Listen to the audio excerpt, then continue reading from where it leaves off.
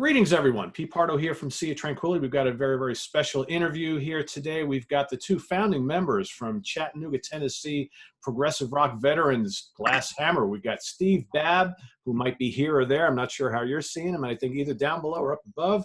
We've got Fred Schendel. So welcome, guys. Thanks for coming onto the show. Oh, thank you.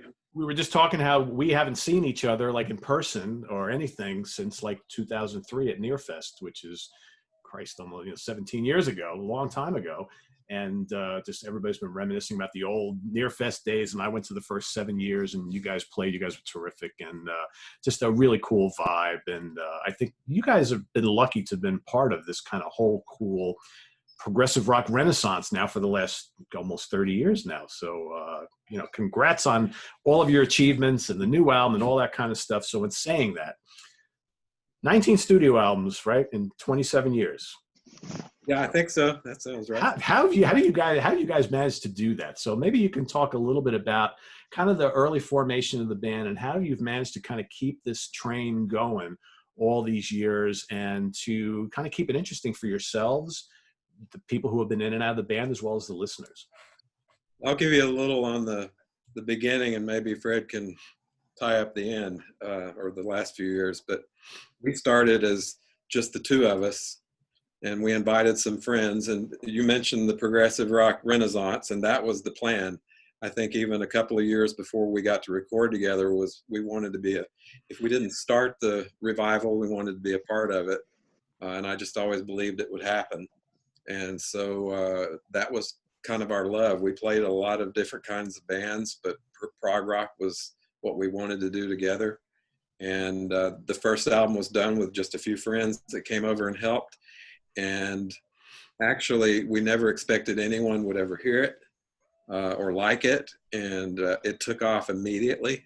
Well, it was about a year of work, and then it took off really quick. So we were shocked and thrilled that we got to do a follow-up. And since then, we've sort of followed the same formula. You might want to elaborate, Fred.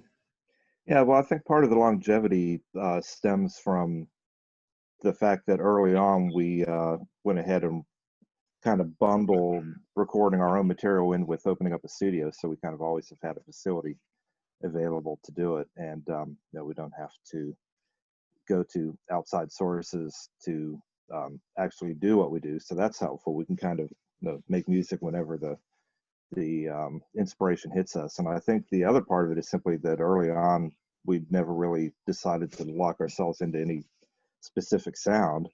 And we've always been free to kind of do whatever occurs to us at any given time. And it's given us a chance to kind of keep things fresh and interesting over the years. Because if we want to go off in some new direction or a weird tangent, we do it.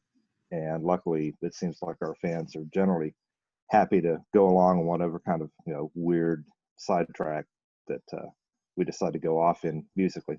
I mean, I believe there's a root of a Glasshammer sound. There seems to be that must be common and consistent through it all. But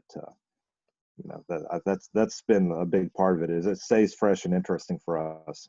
So far we haven't got bored enough to the point where we just have to give it up. So yeah, Fred, in saying that, so brand new album that was called Dreamin' City.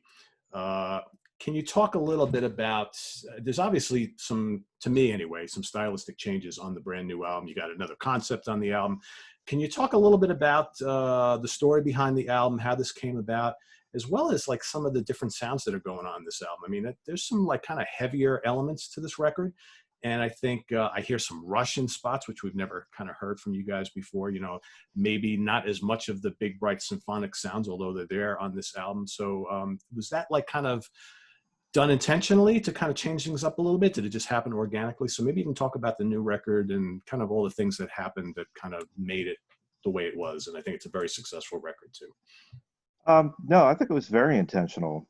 For a long time, we've always kind of thought, wouldn't it be fun to just kind of rock out a little bit more? I mean, both of us come from a very rock and roll background. I've loved prog since I was a kid, but we've always been into Black Sabbath and Led Zeppelin and some heavier bands.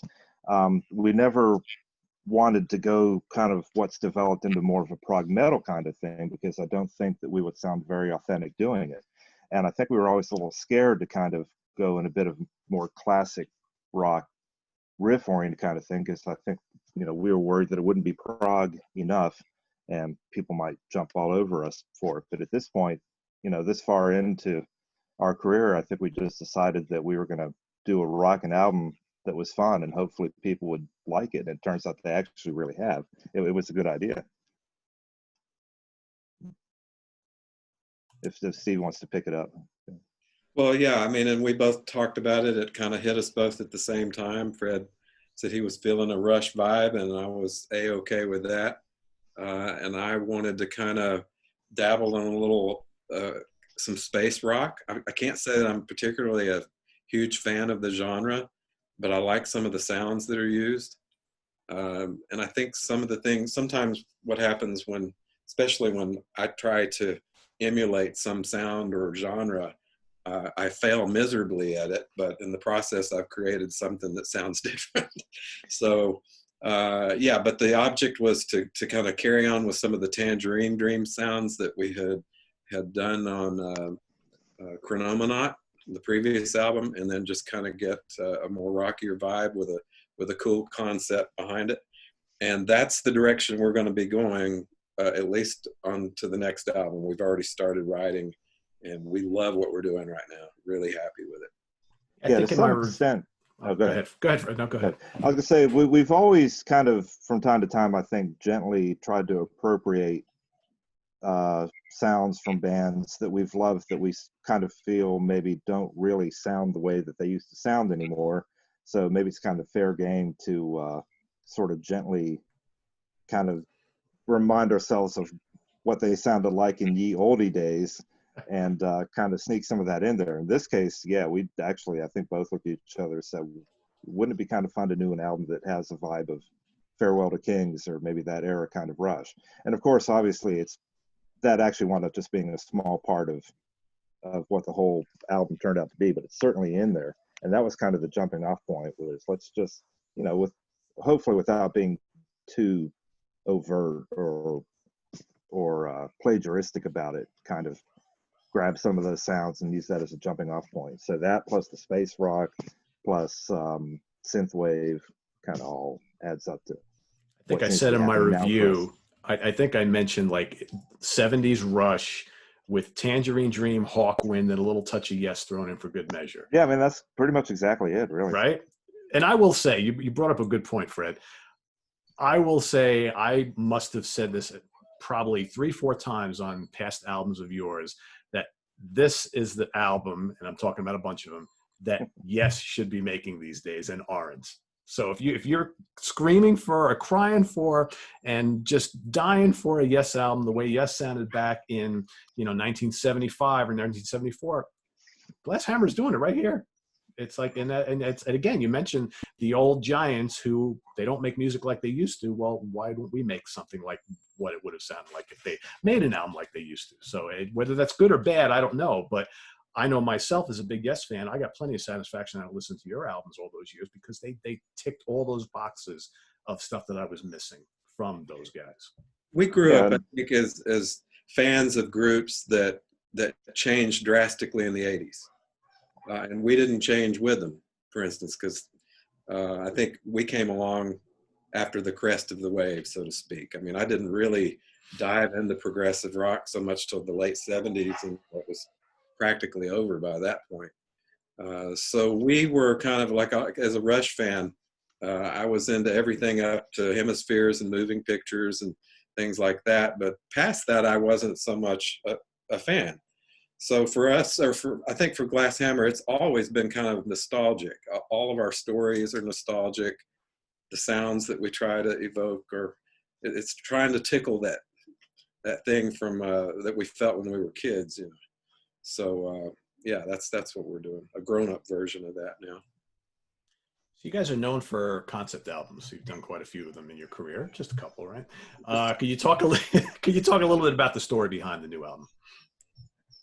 Yeah, well, the idea began, I wanted to do something about kind of a loner, somebody that would be facing great odds. And I pictured that more like a Western, more like a Clint Eastwood kind of rough character, an anti-hero. And that's Gary Cooper High Noon. I wanted to put some sort of a character in a situation that was not going to end up well. And instead of having a typical glasshammer ending where everything's tied up with a bow on it and we all go to heaven and it's all great, I wanted this one to leave people hanging. So that morphed into Sword and Sorcery. Fred and my wife Julie both talked me out of the Western idea, and I ended up going back to something that to me I feel is so cliche with progressive rock, and that's wizards and magic swords and all. And I'm like, why not? And Fred, I think, put it best. That what was it you said? It was the uncool made it cool. Yeah. They wanted to embrace the cliches, and because I assumed that other guys our age probably read the same books that I read about heroes and swords and girls and saving maidens and all that stuff. And like, why not? And it worked. I thought, well, we could really get spanked for this. But not only did it work, we're just, I think we've determined we're going to just keep going that way. It worked very well as far as our album sales went. So people like it. If it ain't broke, don't fix it, right? I mean, if it ain't broke, don't fix it. Yeah, those books that I used to read, like Conan and Elric, the Elric books, they were sequels, and so that's kind of how we're viewing maybe the next album or two. Cool. So, so Susie Bogdanovich became your kind of sole lead singer for a couple albums, anyway. If you're Breaking the World, Valkyrian, Chronomenaut. So she basically replaced John Davidson in the band, who left to join Yes. She's only heard on one song on the new album, which I think probably surprised a lot of us. So could you talk a little bit about, maybe let's go back a few years. Could you talk a little bit about John and his decision to leave for Yes, how Susie became the sole lead singer, because Susie's been involved in the band for a long, long time. And then the decision to go with kind of like a myriad of different vocalists on the new album and her only appearing on one track. Well, Susie's been with us since she sang backup on Chronometry in 2000, and then brought her sister along and a friend for Nearfest. And they were very popular there. And, it was kind of my idea that we would keep scooting her more towards the front. The things that we do with Glasshammer take years to kind of unfold. But eventually she had worked her way up to the front. She's a fantastic singer and a really good friend. But she moved to Florida in 2010, right after 3 Cheers for the Brokenhearted, which she mostly fronted that album. So she moved, and we were looking to put some sort of an Anderson-esque singer on a remix of some Inconsolable Secret songs. And I found John Davison on YouTube and invited him to do it. And we all became really good friends and determined, since Susie had gone, let's just do the next album with him. So a lot of things changed there. We brought on Alan Chico as guitarist and John Davison, of course. So he was with us until he joined Yes, and then even a little longer, went all the way through Perilous with us, and even guested on some things past that. And then we kind of figured out at a point how to involve her again. Either she would drive up to visit her family here in Chattanooga, and she could record with us again, or we'd put her in a studio in Florida and let that work. But as it came time to do Dreaming City, it was such a masculine idea behind the album that it seemed, like, and plus it's technically just difficult to get her in studios and get her recording, and we can't really work with her. So we wanted to kind of work with some male singers that we could communicate with, that knew how to record themselves, and in some cases. And it was a little bit of a risk, I thought, to have so many different voices on it. But it seemed to work fine. I imagine we'll narrow that down a little bit in the future. But we loved working with John Beagley, for instance, became friends with him. And Reese Boyd, who had played guitar on Chronomenaut. We didn't really realize he was such a good singer. He's very really good singer. Yeah. Yeah, he's just 18. I think he's turned 19 now. And we were hoping to kind of get a younger voice happening, a young male voice that could kind of alter our sound just a little bit. So that's where it's at right now. Susie would be fronting us on if we ever get to cruise to the edge. That's the plan. So she'll be with us. She's still in the organization. That's good. So the door's still open there. That's Oh, good. Yeah, absolutely. as I figured, and that's kind of been the glasshammer history. You've had lots of folks who have kind of come and gone and reappeared again, and they're always kind of part of the equation. Yeah. Maybe not on every single album. Susie and Aaron Ralston, they're like family. I mean, we've been all over the place together, so that shouldn't change. I think having all the different vocalists on the new album adds like almost kind of like this like prog rock opera type of thing, right? Yeah. Prog rock opera, so to speak. Because, I mean, you see all these, like the Arion stuff and the Avantasia, where they do these big conceptualized epics with multiple singers who kind of each play a part, so to speak. And that's the feeling I get from the new album. Yeah, well, Fred and I will write songs that may not fit, the voice that we're used to working with. So we shop around and we try to find the right singer for the song. And that's one of the good things about Glasshammer for Fred and I, is that the other members don't mind when we tag somebody else. It's more about making the song good rather than, the band showing off. I think that's the way I look at it. Yeah, exactly.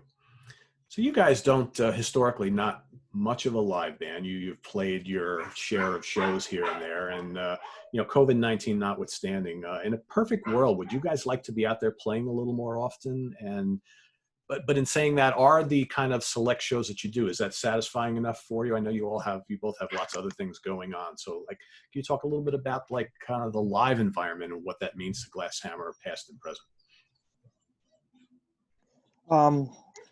Yeah, I mean, part of me would love to be out there playing all the time, touring, and live performances is it's a thrill that you can't get from anything else, and the immediate feedback from people, it's really great. But unfortunately, it's simply very, very difficult for us to get away from our regular lives and go out and do it.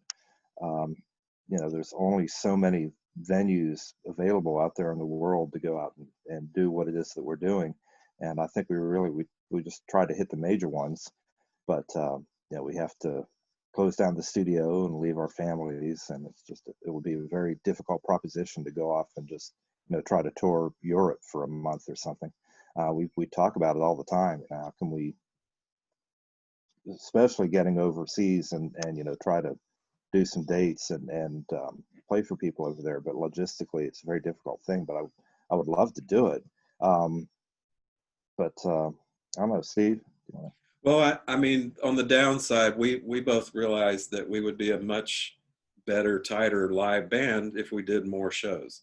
It's really hard to have several weekends of rehearsals and then take it out on the stage in front of the most critical audience in the world, and try to pull that off. So we never really walk on stage completely comfortable like we'd like to be. 3 or 4 shows and you start to find a groove. But just to suddenly throw yourself out onto a ship as it's leaving port and the stage has gone up late, and suddenly you have 20 minutes to set all your gear up. That's not what we're used to here in the studio. Here we have a life where we can erase things and change things and spend a week, talking things through. That being said, there's nothing like playing live, but I can't justify putting our families through it or ourselves through it repeatedly when we know that the history of such ventures is not usually profitable for the groups that are doing it. And again, we're taking people away from their children and their husbands and their wives to do it. And I've never felt comfortable asking band members to do that. So we do those select shows. Instead of us going to the world, you do something like Cruise to the Edge and the world comes to you. And the bigger festivals, of course, have all been great to us. So we won't turn those down, and we're still open to doing those. Yeah, I think, once this kind of whole COVID thing kind of dies down a little bit, I think that the trend in recent years has been these cruises, and you're starting to see more of those. And again, that's basically like a festival on the water, because Yep. like in the mid late '90s, the early 2000s, we had a bunch of prog rock festivals that would happen throughout like the spring and summer months and the fall here in the States. And I think if that would have continued on, and not die down like it did. You guys probably every year potentially could have played at least 2 or 3 of those festivals year in and year out, and that every year we're going to play Near Fest, we're going to play Prague Day, we're going to play whatever. But that didn't really last too long. It seems like by the time like the late the early 2000s, like 2010 came around, the festival kind of died here in this country. This was never a festival country anyway.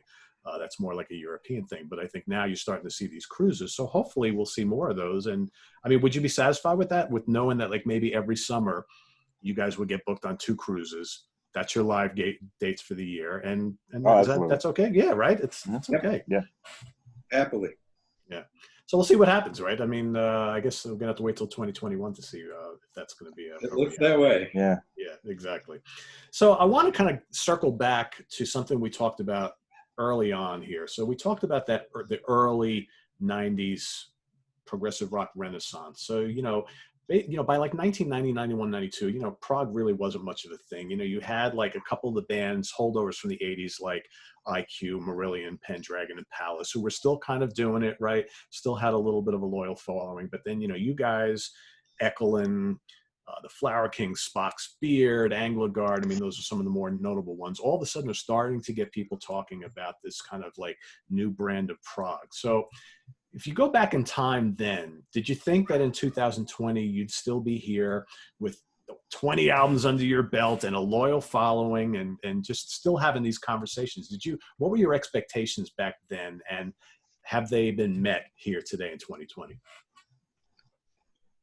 Well, initially it was really just to get that first album out, just to have some kind of recorded output back in that time, and especially on a CD. I think we were probably the first band here in our area to actually do an independent compact disc. I mean, we're talking back in '92, '93. A couple bands had done vinyl albums prior to that, but it's really just very good timing that we coincided with recording technology becoming relatively affordable, not like it is now, and the CD manufacturing process becoming relatively affordable. And it was just the perfect time when it actually became viable that we, as just a band with no label or anything, could go ahead and create our own product and put it out there. And it was just at the very, very beginning of the internet. That was fortuitous. So a lot of things kind of aligned for that being the exact right time to do it. And a couple lucky breaks too. And you can tell them about Ken and Laser's Edge. Well, yeah. So, at this point, Fred, I guess you're 4 years younger than me. Yeah. Something like that. But I was 32 when we first started recording the album. And Fred and I had already been through these big dreams of stardom. We'd been with bands that had deals and had them crash. So the dreaming about the future was kind of, I think, over at that point. It's just like, what can we do musically to be viable? Let's do what we love. I think we had tried everything else, but the thing that we actually loved the most, and that's when it worked for us. So then it was just about, how do we make the second album, and can we afford to keep this up? And it just began to happen. So we had a studio that built up around us, and I don't think we ever thought too far in the future. It's always been like, well, if it keeps going, great. I think Fred and I are happy to keep it going. So I imagine if you're still around, doing this, Pete, we'll be talking to you 3 or 4 years from now again. But yeah, so Fred mentioned Ken Golden. I had found a mastering house in the back of Electronic Musician magazine for Bobcat's digital domain. And I'm like, let's get this guy to master our CD. He mastered the CD and told Ken Golden, my gosh, you got to hear this Hammond player. And he sent Ken Golden a copy without asking me. Ken from the Laser's Edge, of course, called me and ordered like 700 copies, and I'm like, oh my gosh, what just happened? Yeah. And we had a good organization behind us at the time, with a friend helping and my wife able to help with the business. And the next thing we know, QVC saw an ad that we ran in a magazine, and we were thrown in front of, I don't know, 30 million people on TV, which was quite an adventure. So I guess at that point we realized, this was something we could get away with. Yeah, but it has always been a bit of a process of, okay, let's just do one more. Yeah, let's right. do one more. Let's do one more. Yeah, do one more. As long as you love it. I mean, that's the important thing. So yeah, we do. Yeah. The process is fun for us, I think. I mean, we're just starting to do new material now, and I can tell he's, Fred's excited and I'm excited, and we're going to play each other some ideas later today. And that's just fun. It's just a lot of fun to have a dream and see where it goes, and see what you end up with 7 or 8 months down the road, and see if it's what you hoped it would be. Usually it has been. I remember back in it was either 92 or 93. That was the year I really started to get into and show an interest in this kind of new underground prog rock stuff that was happening. And I remember I reached out, I don't know if you remember, a little company out in Boise, Idaho called CD Treasure. And right. So I became very friendly with them, and I bought a ton of stuff from them. One of the first bands that they recommended to me, they're like, well, do you like Emerson, Lake and Palmer? I'm like, sure. It's like, well, you got to check out this brand new band called Glasshammer from Tennessee. So your first album is one of the first ones I bought in that, because I remember I got the first Echelon album, it was the first came out right about the same time, and a bunch of other weird oddities as well. And I remember listening to it, I was like, oh, this is really good. And then before you know it, you had another one out. Then another year or so later, you had another one out, and all of a sudden Glasshammer was getting known as one of the kind of leaders of this whole movement. So it's funny to kind of put yourself back in time to when that all was happening. And it seems like kind of long ago and such naive times, but that was the birth of everything. Yeah, and I mean, I'm honored and really grateful that we got to be a part of that. That was the dream. And I think when the big rock star ideas and dreams and visions from the 80s kind of got flushed down the toilet, then the next best thing is to kind of be an underground prog rock hero, That's right. And you guys are veterans now, right? So yeah, how about that? I referred to us even 3 or 4 years ago as the new old guys. There you go. We're moving up there. Are there any kind of younger bands on the scene that you guys are listening to and kind of checking out these days?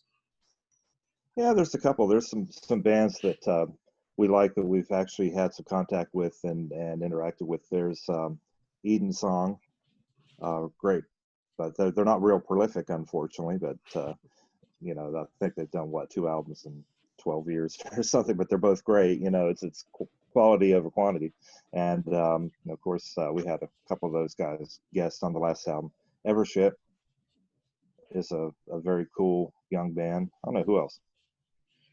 I don't know. I mean, I listen to a lot of, kind of indie psychedelic revival stuff on YouTube. It's not bands I've interacted with, but I'm always trying to find something new and young. Usually they're still kind of in a nostalgic setting. So there's a band called Temples that I really like. Jocko Gardner is an artist that I really like. They're not typically, defined as progressive rock, but they're kind of in the psychedelic, very eclectic sort of thing. Yeah, I'll be the first to admit at this point that I've kind of gotten to that point where I don't listen to music. I don't seek things out. So much out there. Yeah, after generally doing all the things that we need to do in the studio, I'm burned out on it, and I go home and watch TV, and I don't consume a lot of music. I don't listen to classic bands anymore. I just kind of stay out of it. But when people bring things to me and go, "Hey, listen to this," that's kind of when I have a chance to check things out. It's overwhelming though how much there is to be exposed to right now. It really is. If you guys were to live in my shoes for 24 hours, you'd be just mesmerized. I mean, there's so much. It's out of control. I had a friend that asked me to ask you, by the way, how on earth do you find time to hear all that you're listening to? I barely sleep. Yeah. Okay. it's it I can't even explain to you how little time I'm finding to do anything else anymore. It's crazy. It's Well, I mean, there's a lot of us that have been involved in this business, in the fandom. I mean, it's just been a wonderful thing to have these, originally those kind of underground magazines that supported all of us, to have shows like you and reviewers and websites like Sea of Tranquility. And we're all kind of doing our part. That's the way I look at it. It's something we all love, and we've all fit into a particular part of it. And Fred and I enjoy making it, probably more than we do listening to it. Yeah. I think that's the truth of it. It's like putting together a puzzle for us. And once it's together, it gets put to the side and jumble it all up and let's make another. Yep. Yeah, it's a nice community when you really think about it. Again, I say this every day to people, and the reason why I've done this for now over 20 years is for you guys, okay? Because I appreciate and love what you guys do, and I want to be able to then bring your music to people who are looking for stuff like this. And that's what it's all about. It's what it's always been about. It's about supporting you by introducing your music to people who have not heard it before, or whatever. So it's and it works. But it's a lot of work. It's a lot of work. And I mean, we talk about fandom, but I think if you were to think about it, we're all kind of the ultimate fans. I mean, we are devoted our lives. I've devoted over half of my adult life to pursuing this. Yeah, I mean, that's a fan. Yeah, that's what I tell everybody. I do this because I'm a fan. It's like if I wasn't, I wouldn't spend the time or the effort or the money, all that stuff. So in closing, we have a lot of gear fans on this channel who probably want to know, so what's some of the cool new stuff you guys have been acquiring, playing, utilizing in the studio? Guitars, basses, keyboards, effects boxes, whatever. People love to hear about this kind of stuff. All right, I see Steve's got something already. Yeah. Not a very expensive piece of gear, but we have fun with it. It's a Behringer Model D, kind of a mini Moog clone. I've got my Taurus module over here, and then Fred's got, there's no telling what he could tell you about. Well, yeah, as far as analog gear goes, we've kind of really downsized into the Model D, which from experience, having owned a mini Moog for many, many years, I would say it's 95% of the way there. And when you put $300 up against, I don't know how much a vintage working mini Moog's selling for these days, but it's a lot. And just the money I put in through the years just trying to maintain analog keyboards and keep them going. It's nice to have a nice little reliable piece like the Model D. It's great. But so Fred, there's no Mellotron. There's no Mellotron M400 in the corner of your bedroom. You're telling me? No, we still have people here in town that we can go to when we want to record certain vintage things. But live largely in the virtual synthesizer world now, for the most part. A lot more happening on computers than we necessarily even like to talk about. But that's a reality. It's the way it is now, right? So yeah. I mean, who has room for all this stuff anymore? It's like I'm running out of room for all my stuff. So it's exactly. What you guys are doing. I sold my my Hammond and Leslie to the church that I go to, but I still have full visiting rights. So we go over there and record that anytime we want to. But we really have downsized a lot in the world of physical gear. Do you miss them? Do you miss having them around? Oh yeah, of course. I mean, the collector in me, but there's nowhere to put all that stuff. Right, literally. But my wife kind of looks at me and it's like, really? Do we have to? So everything's got a lot more compact. And our philosophy actually for a long time has been, when we need those kinds of things, we just go on location and find them and record them. But for demoing and things, we're almost completely virtual these days. Yeah, and I'm sure most people would say the same thing. So cool. We're almost out of time. So I want to thank you both for joining us here today. This was a great conversation. And I know we have brand new music from Glasshammer out right now, but any kind of time frame on the follow-up? Because everybody's always anticipating the next one. So one thing that'll happen in the very near future is we've just re-recorded from the ground up about 20 minutes from the very first album. So that's going to be packaged as a big download offer with the Middle Earth album and several other items that'll be. It's not something we're going to print at least at present, but we'll put that out for download. Some of it high res. So we're really having fun with high res files now on our website. That's been big. And then I think I tend to think in terms of the best months to release CDs, and that's usually in the fall or early spring. And so I'm hoping we'll have a brand new concept album, studio album out in the spring, just like we did this past year. Awesome. Yeah, the Journey stuff is actually worth talking about. That became a fun project. I think we finished. Now we actually have to pull these mixes out and decide if they're Today, final or not. But it really started out with Steve just saying, "Hey, how long would it take to remake Song of the Dunedain? Just as like a little extra to have on this thing." I was like, I don't know, an afternoon, 2 days. We'll knock something out. Whatever, and that'll be kind of fun. That's and 2 once months ago. yeah, once we started getting into it, though, it's like, well, this is actually really, really cool. If we've been able to do this way, oh, hold on, I killed my video. Hold on, about here. If we've been able to do it this way 27 years ago, whatever the heck it was, Gee. this is how we would have done it. And we already had a remake we had done of the orchestral opening section, Shadows of the Past, I guess it's called, right? Yep. And that happened back in 2010 or something. And it's like, okay, we've got that. Now, why not go ahead and do, Something's Coming in between those two. And then if we take the last song on the album, Return of the King, we actually have this pretty cool little like album side suite.